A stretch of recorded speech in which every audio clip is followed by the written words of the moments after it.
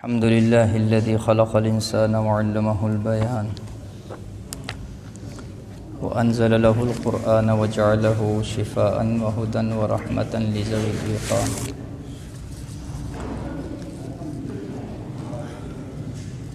ونشهد أن لا إله إلا الله وحده لا شريك له ونشهد أن سيدنا ومولانا محمدا عبده ورسوله أما بعد فأعوذ بالله من الشيطان الرجيم بسم الله الرحمن الرحيم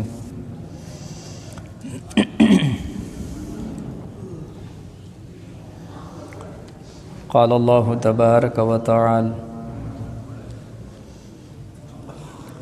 يا أيها الذين آمنوا اجتنبوا كثيرا من الظن إن بعض الظن إثم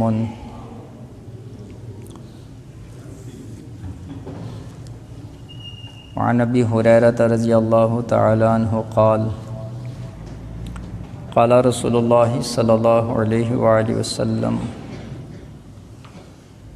إياكم والظن فإن الظن أكذب الحديث أو كما قال عليه الصلاة والسلام إن الله وملائكته يصلون على النبي يا أيها الذين آمنوا صلوا عليه وسلموا تسليما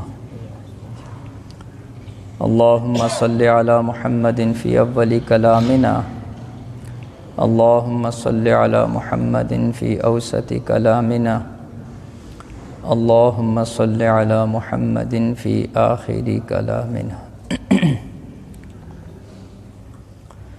میرے دوستو بھائیو عزیزو، معاشرتی اور اخلاقی برائیوں کے اوپر قرآن و سنت کے حوالے سے آپ حضرات کے سامنے بات چل رہی ہے۔ جیسا کہ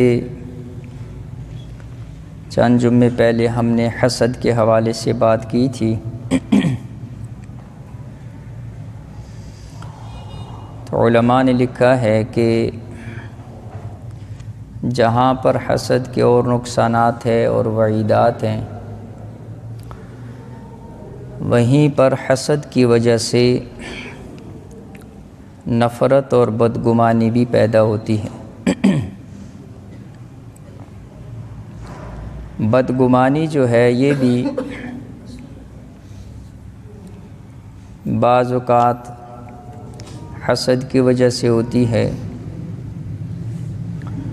اور اس کے مزید بھی کئی اسباب ہیں جو ہم آگے چل کر عرض کریں گے۔ اور یہ بدگمانی، بدظنی ایک ایسی چیز ہے، ایک ایسا ناسور ہے جس کی وجہ سے معاشرے کے اندر کبھی امن اور سکون نہیں آ سکتا،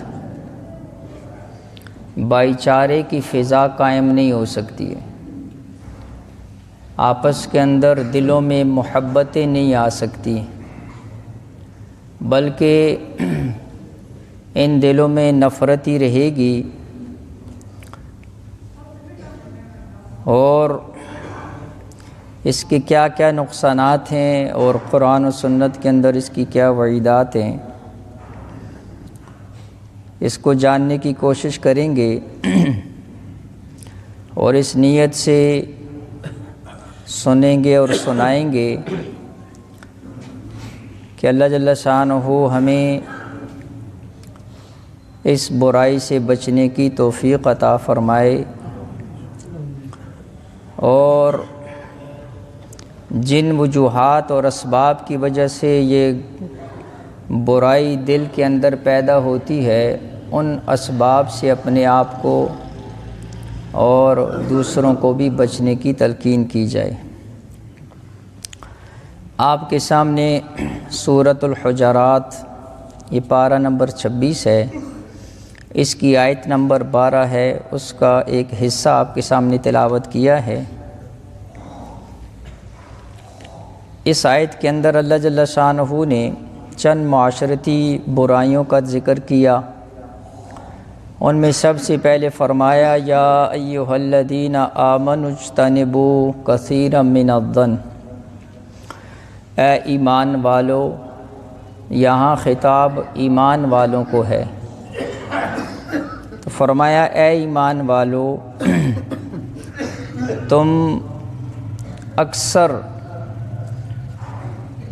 بدگمانیوں سے، ظن سے بچا کرو۔ ان بعض الظن اثم، اس لیے کہ بعض گمان ایسے ہوتے ہیں اثم جو کہ گناہ ہیں۔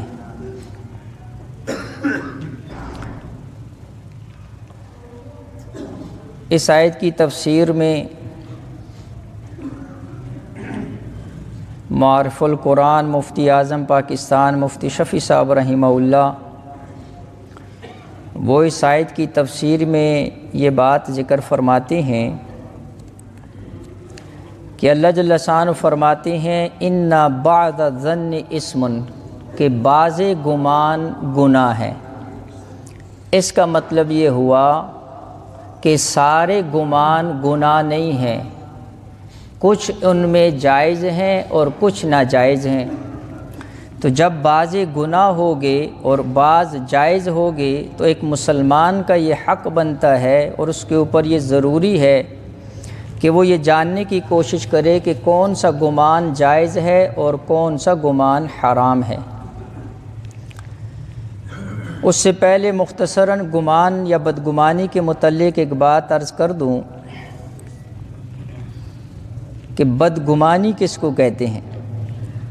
لغت کے اندر بدخیالی، بدظنی، دوسروں کے بارے میں غلط سوچنے کا نام بدگمانی کہلاتا ہے۔ یعنی کوئی انسان کسی دوسرے انسان کے کردار اور گفتار کے بارے میں ناروا خیالات رکھے۔ علماء نے ایک مثال سے سمجھایا ہے، جیسے ایک شخص اگر کسی عورت کے ساتھ گفتگو کر رہا ہے تو دیکھنے والا فوراً یہ گمان قائم کر لے کہ ان کے درمیان ناجائز تعلقات ہیں، اس کو بدگمانی کہا جاتا ہے اور اس کو بدظنی کہا جاتا ہے۔ اور اس کے بعد اس شخص کو بد کردار خیال کر کے اس کے ساتھ ایسا تعلق اور رویہ رکھے اور لوگوں کے درمیان اس کو مشہور کرے، تو یہ بڑی سخت چیز ہے۔ اور اس کے متعلق کیا احکامات ہیں وہ بھی عرض کر دوں۔ تو آیت کی تفسیر میں آپ کے سامنے عرض کر رہا تھا، تو مفتی شفیع صاحب رحمۃ اللہ علیہ فرماتے ہیں اس آیت کی تفسیر میں کہ علامہ قرطبی رحمہ اللہ نے اپنی تفسیر میں لکھا کہ یہاں ظن سے مراد تہمت ہے۔ ان بعض الظن اثم، جو اللہ جل شانہ فرمایا کہ بعض گمان گناہ ہیں، اس سے مراد تہمت ہے، کسی مسلمان کے اوپر تہمت لگانا، الزام لگانا، یہاں یہ مراد ہے۔ امام ابو بکر جساس رحمہ اللہ، ان کی تفسیر احکام القرآن، جتنی بھی تفاسیر لکھی گئی ہیں یہ ان تفاسیر کے لیے ماخذ اور بنیاد ہے امام ابو بکر جساس رحمہ اللہ کی تفسیر۔ یہ آج سے سینکڑوں سال پہلے لکھی گئی تفسیر ہے احکام القرآن کے نام سے۔ اس میں حضرت نے ایک بڑا تفصیلی مضمون اس کے بارے میں لکھا ہے، میں اس کا خلاصہ عرض کر دوں۔ امام ابو بکر جساس رحمۃ اللہ علیہ فرماتے ہیں کہ ظن گمان کی 4 قسمیں ہیں، ایک ان میں سے حرام ہے، ایک واجب ہے، ایک مستحب ہے اور ایک مباح ہے۔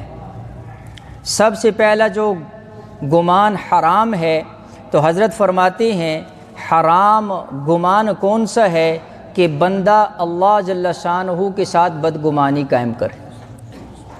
سورۃ الفتح آیت نمبر 6 کے اندر اللہ جل شانہ نے منافقین اور مشرکین کا ذکر کیا کہ جو اللہ سے بدگمانی رکھتے ہیں، اللہ ان کے بارے میں فرماتے ہیں میں ان پر اپنا غضب بھی نازل کروں گا، ان پر اپنی لعنت بھی نازل کروں گا، اور دوزخ ان کا ٹھکانہ ہوگا اور یہ بہت برا ٹھکانہ ہوگا۔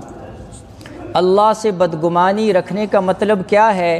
تو اس کے بارے میں حضرت فرماتے ہیں اللہ سے بدگمانی یہ ہے کہ کوئی یہ گمان بس کر ہی لے کہ اللہ نے بس مجھے عذاب ہی دینا ہے اور اللہ نے مجھے مصیبت ہی کے اندر رکھنا ہے، اور اس بدگمانی کو اتنا پختہ اور یقین کر لے کہ اب اللہ کی رحمت سے مایوس ہو جائے، تو یہ بدگمانی حرام ہے اور اس سے جو ہے نا جی منع آیا ہے۔ اس لیے حدیث قدسی میں اللہ جل شان فرماتے ہیں انا عند ظن عبدی بی، میں اپنے بندے کے ساتھ اس کے گمان کے مطابق فیصلہ کروں گا۔ جو بندہ رب سے جیسا گمان رکھے گا اللہ اس کے ساتھ ایسا ہی معاملہ کرے گا۔ اور ایک حدیث میں اللہ کے نبی علیہ الصلوۃ والسلام نے فرمایا کہ تم میں سے کسی کو اس حال کے اندر موت نہ آئے کہ وہ اللہ کے ساتھ بدگمانی رکھے ہوئے ہو۔ لہٰذا اللہ جل شانہ سے جو بدگمانی ہے یہ حرام ہے۔ اور دوسری بدگمانی جو امام ابو بکر جساس رحمۃ اللہ علیہ فرماتے ہیں حرام ہے، ایک مسلمان شخص جس کا ظاہر دیندار ہے اور دینداری اس کی ظاہری نظر آ رہی ہے، ایسے شخص کے اوپر بدگمانی کرنا اور بغیر کسی قوی دلیل کے اس کو اوپر جو ہے بدظنی کرنا، اس کو بھی حرام قرار دیا گیا ہے۔ اور ایک ظن جو ہے جو واجب ہے، دیکھو شریعت کے اندر کئی ایسے احکامات ہیں کہ جن کی دو جانب ہوتی ہیں کہ یہ کام کیا جائے یا نہ کیا جائے۔ اب قرآن و سنت میں اس کے اوپر کوئی واضح دلیل بھی نہیں ہوتی۔ اس کی مثال علماء نے دی ہے، جیسے کسی قاضی یا جج کو فیصلہ کرنا ہے، دو گواہ آ گئے، انہوں نے گواہی دے دی، اب دو مسلمان گواہی دے دیں، اب یہ تو ظاہر سے تو یہی پتہ لگ رہا ہے کہ یہ مسلمان اور سچے ہیں، لیکن کیا پتہ ہو سکتا ہے وہ جھوٹ بول رہے ہوں، لیکن قاضی کا یہ کام ہے کہ اس نے فیصلہ سنانا ہے اور گواہی پر فیصلہ دینا ہے۔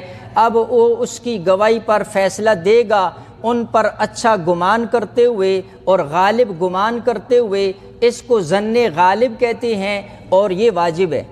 یا کوئی آدمی کسی ایسی جگہ، نماز کا وقت ہے، رات ہے، جنگل ہے، کوئی دائیں بائیں بھی نہیں، کسی سے پوچھ بھی نہیں سکتا کہ بھائی قبلہ کس جانب ہے، یہاں پر وہ ظن غالب کرتا ہے، غالب گمان کرتا ہے کہ بھائی قبلہ اس طرف ہوگا، تو یہاں پر بھی یہ غالب گمان جو ہے اس کو واجب قرار دیا گیا ہے۔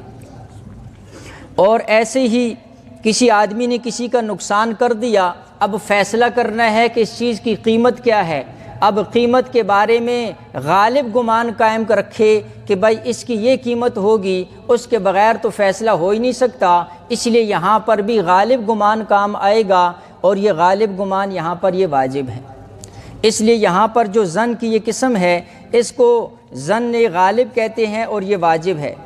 ایک جو ہے ظن مباح ہے، ایک آدمی نماز کے اندر کھڑا ہے، رکعت کے اندر جو ہے اس کو شک ہو گیا کہ 3 ہیں یا 4 ہیں، اب یہاں پر بھی اپنے گمان، غالب گمان کے مطابق فیصلہ کرنا اس کے لیے جائز ہے۔ اگر اس کا غالب گمان اس طرف ہے کہ بھائی رکعت 4 ہیں، اس پر عمل کر لے، لیکن وہ اس پر عمل نہیں کرتا، اور چونکہ اس کا شک 3 اور 4 کے اندر ہے، اور 3 تو اس کو پتہ ہے کہ یقینی ہو چکی ہیں، چوتھی کے اندر شک ہے، لہٰذا وہ اپنے غالب گمان پر تو عمل نہیں کرتا، 3 سمجھ کر چوتھی علیحدہ پڑھ لیتا ہے، تو علماء نے لکھا تب بھی جائز ہے۔ اس کو ظن مباح کہتے ہیں۔ ایک ظن مستحب ہے جو ہر مسلمان کے ساتھ رکھنا، اللہ کے نبی علیہ الصلوۃ والسلام کی حدیث مبارکہ کا مفہوم بھی ہے کہ ہر مسلمان کے ساتھ اچھا گمان رکھو۔ یہ جو اچھا گمان رکھنا ہے اس کو ظن مستحب کہا گیا ہے، اور اچھے گمان پر اللہ کی طرف سے ثواب ملتا ہے۔ اس لیے الزواجر کتاب ہے، اور امام ابن حجر ہیتمی المکی رحمہ اللہ، انہوں نے الزواجر کے نام سے کتاب لکھی، یعنی کبیرہ گناہوں کے متعلق کتاب ہے۔ اس میں حضرت جو ہے بدگمانی کا تذکرہ کرتے ہوئے فرماتے ہیں کہ بدگمانی جو ہے یہ اتنا بڑا کبیرہ گناہ ہے جس کا علاج کرنا بہت ضروری۔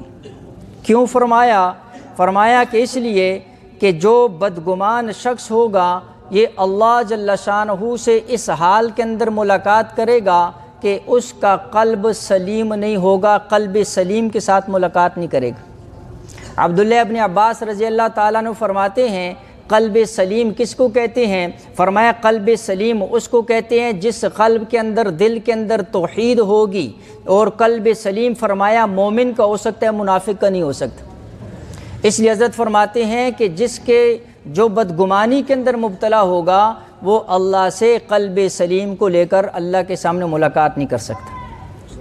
اور اسی طرح فرمایا کہ بعض گناہ وہ ہوتے ہیں جو جسم سے، اعضاء سے، جیسے چوری ہے اور اسی طرح زنا ہے اور اس طرح کے گناہ ہیں جو اعضاء کرتے ہیں، تو حضرت فرماتے ہیں کہ جو اعضاء و جوارح کے گناہ ہوتے ہیں یہ تو ان کا اثر تو زائل ہو جاتا ہے اور توبہ استغفار کے ساتھ اللہ معاف فرما دیتے ہیں۔ بدگمانی وہ گناہ ہے جس کا اثر دور تک، دیر تک رہتا ہے، اور یہ جتنا فساد برپا کرتا ہے اتنا فساد اعضاء اور جوارح کے جو گناہ ہیں یہ برپا نہیں کرتے ہیں۔ اور اسی طرح فرمایا کہ بدگمانی جو ہے اس کو کیا کہا گیا؟ اس کو دل کا جھوٹ کہا گیا۔ یہ دل کا جھوٹ، زبان کے جھوٹ کو ہر بندہ سمجھتا ہے کہ بھائی یہ جو زبان کا جھوٹ ہے، اور کسی مسلمان کے بارے میں کوئی جھوٹی بات کہہ دے، ہر بندہ کہتے دیکھو جی اس نے فلاں کے اوپر جو ہے نا جھوٹی بات کہی۔ میں نے آپ کے سامنے بخاری شریف کی جو حدیث تلاوت کی ہے، اللہ کے نبی علیہ الصلوۃ والسلام نے اس کے اندر جو ہے نا جی فرمایا کہ یہ جو بدگمانی ہے اس کو اکذب الحدیث فرمایا، سب سے جھوٹی بات۔ تو بدگمانی کو سب سے زیادہ جو ہے نا جی جھوٹی بات کہا گیا ہے۔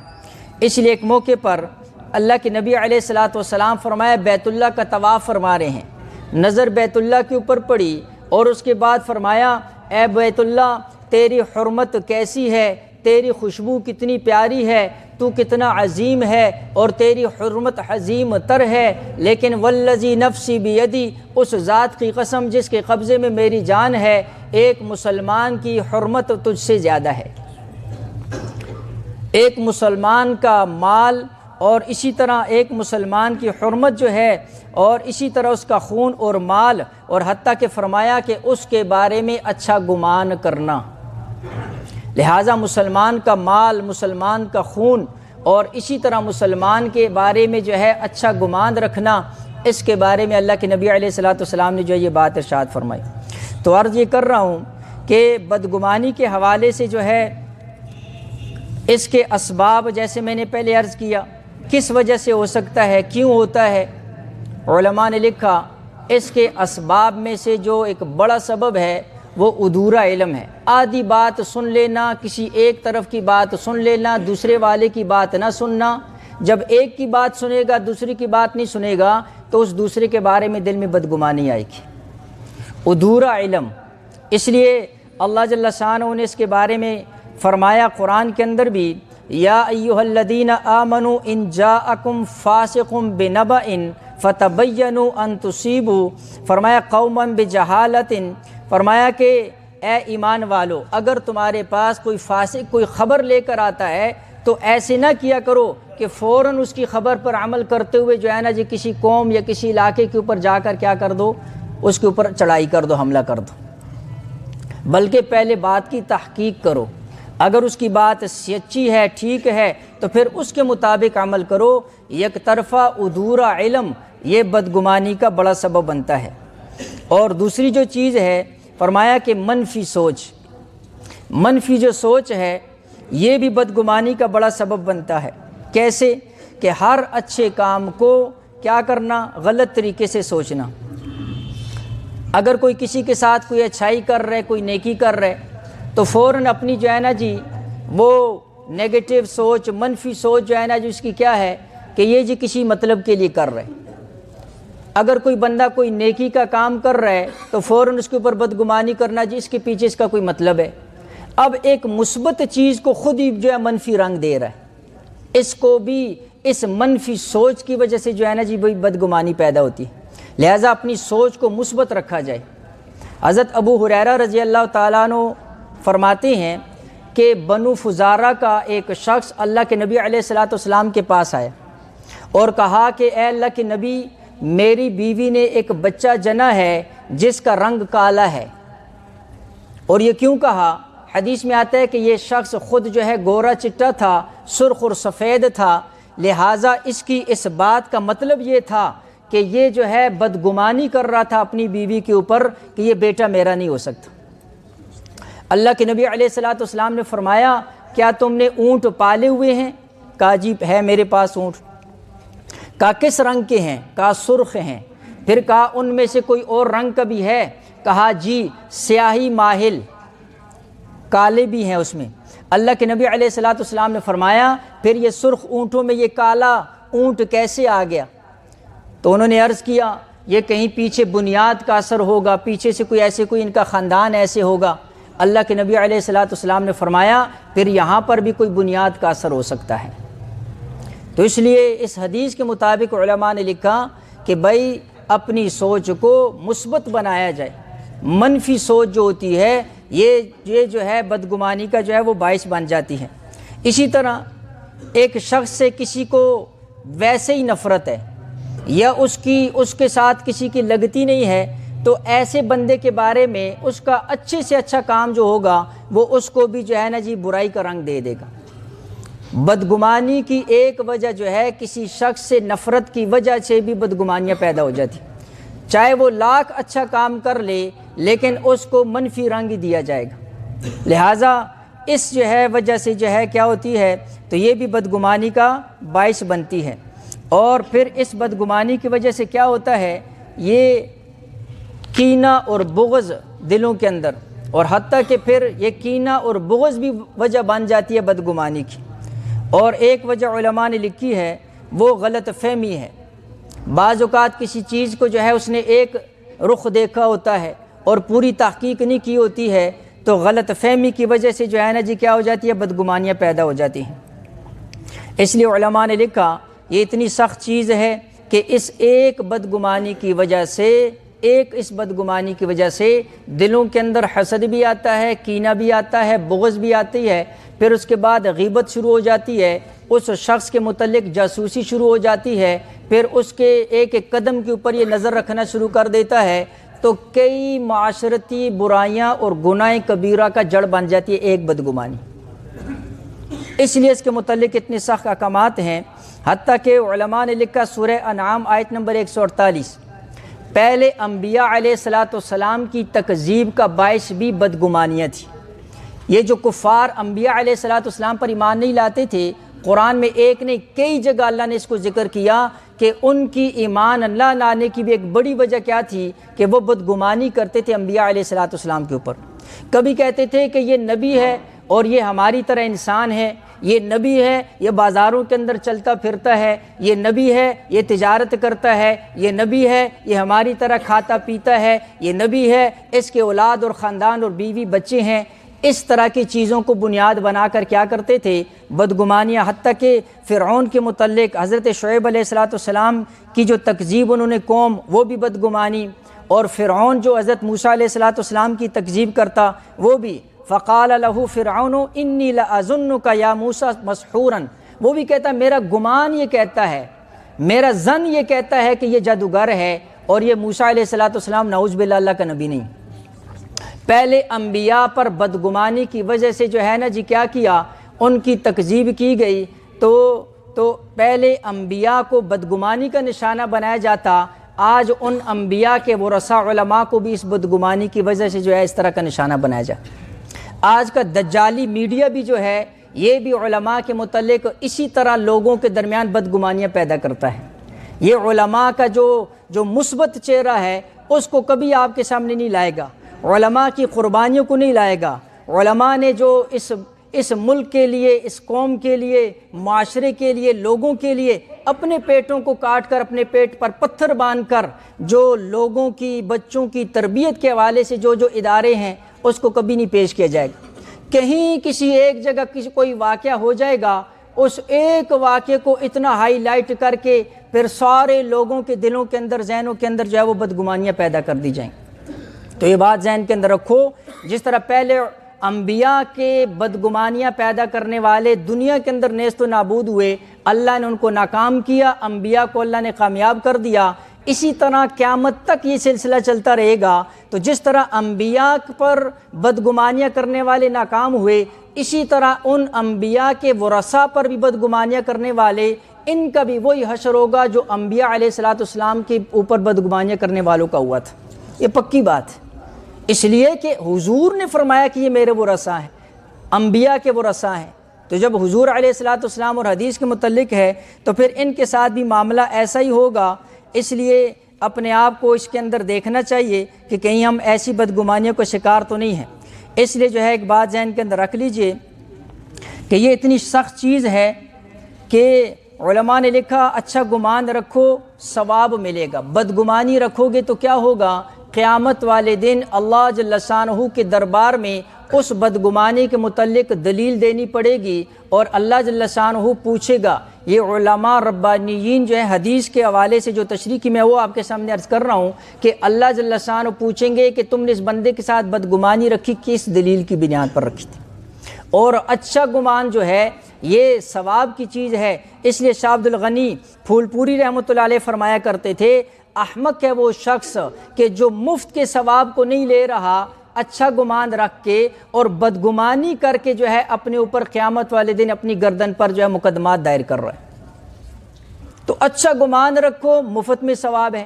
بدگمانی کا کل قیامت والے دن جو ہے کیا کرنا پڑے گا؟ وہ اس کی جو ہے دلیل دینی پڑے گی۔ اس لیے علماء نے لکھا چند آخری باتیں کہ اب بدگمانی آ گئی، علاج کیا کریں؟ حدیث کے اندر اللہ کے نبی علیہ الصلوۃ والسلام نے فرمایا 3 چیزیں ایسی ہیں جو میری امت کا کبھی پیچھا نہیں چھوڑیں گی۔ ایک اس کے اندر فال ہے، بدفالی لینا، اور دوسرا اس کے اندر فرمایا حسد ہے، اور تیسری چیز فرمایا بدگمانی ہے۔ صحابہ نے عرض کیا اللہ کے نبی علاج کیا ہے، کیسے بچا جائے اس سے؟ اللہ کے نبی علیہ الصلوۃ والسلام نے فرمایا اگر حسد پیدا ہو جائے اللہ جل شان سے توبہ اور استغفار کرو، اور اگر بدگمانی پیدا ہو جائے تو فرمایا اس کے مطابق عمل نہ کرو، اپنے ذہن سے اس بدگمانی کو نکالو، اور فرمایا اگر بدفالی ہو تو بدفالی کی وجہ سے کسی عمل کو ترک نہ کرو۔ لوگ ہوتے ہیں نا بھائی اب جو ہے نا جی فلانے کا یہ راستہ، فلانی چیز نے راستہ کاٹ لیا، میں نے اس کے اوپر بڑی تفصیل سے بات کی تھی، تو فرمایا کسی بدفالی کی وجہ سے جو ہے وہ عمل کو ترک نہ کیا جائے۔ تو اس وجہ سے تو بدگمانی یہ تو گناہ کی چیز ہے۔ ہاں اگر دل میں ویسے وسوسہ آ جائے تو بخاری شریف کی حدیث کے مطابق اللہ کے نبی علیہ الصلوۃ والسلام نے فرمایا صرف وسوسے کا آنا اس کے اوپر کوئی پکڑ نہیں ہے، جب تک اس وسوسے پر عمل نہ شروع کر دے، اور جب تک اس وسوسے کو عملی شکل نہ دے دے، اور اس وسوسے کو جب تک ذہن کے اندر پختہ نہ کر لے، صرف ذہن کے اندر آنا جو ہے یہ اس کے اوپر جو ہے اس کے اوپر گناہ نہیں ہے۔ اور ایک بات آخری جو ذہن کے اندر رکھنے والی بڑی اہم ہے، جس طرح لوگ ہم کہتے ہیں نا بدگمانی سے بچا جائے، کسی پر بدگمانی نہ کی جائے، اسی طرح لوگوں کو بدگمانی کا موقع بھی نہ دیا جائے، یہ بھی ناجائز ہے۔ کوئی ایسے لوگوں کے ساتھ تعلقات، ایسے لوگوں کے ساتھ اٹھنا بیٹھنا، ایسے لوگوں کی مجلس کے اندر بیٹھنا جو خود مشکوک ہیں، تو لہٰذا ان کے ساتھ جب اٹھو کے بیٹھو گے تو خود تمہارے اوپر جو ہے نا بدگمانیاں پیدا ہوں گی۔ تو اپنے اوپر بھی جو ہے نا جی بدگمانیوں کا جو ہے لوگوں کو موقع نہ دیا جائے۔ اللہ کے نبی علیہ الصلوۃ والسلام مسجد نبی میں اعتکاف فرما رہے ہیں، حضرت صفیہ رضی اللہ تعالیٰ عنہ حضور کی زوجہ مطہرہ وہ آئیں ملاقات کے لیے، ملاقات کے بعد باہر جا رہی ہیں، اللہ کے نبی علیہ الصلوۃ والسلام ان کو چھوڑنے کے لیے باہر تک، تو انصاری صحابی باہر سے گزر رہے ہیں، یہ بخاری اور مسلم کے حدیث کے اندر آتا ہے۔ تو انہوں کی جب نظر پڑی تو وہ پیچھے مڑنے لگے، حضور علیہ الصلوۃ والسلام نے ان کو بلا لیا اور کہا یہ میری زوجہ صفیہ رضی اللہ تعالیٰ عنہ جو مجھ سے ملاقات کرنے آئی ہیں۔ تو ان صحابہ نے کہا سبحان اللہ، اے اللہ کے نبی ہم آپ پر کوئی بدگمانی تو نہیں کر سکتے۔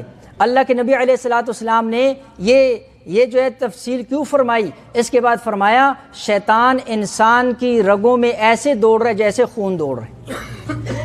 حضور علیہ الصلوۃ والسلام نے بھی اس بات کی تشریح کی تاکہ ان کے دل میں کوئی بات نہ آ جائے۔ تو جس طرح بدگمانی دوسرے کے متعلق نہیں کرنی ہے، اسی طرح دوسروں کو بدگمانی کا موقع بھی نہیں دینا ہے۔ اللہ جل شانہ سمجھ کر عمل کی توفیق عطا فرمائے۔ وآخر دعوانا الحمد للہ۔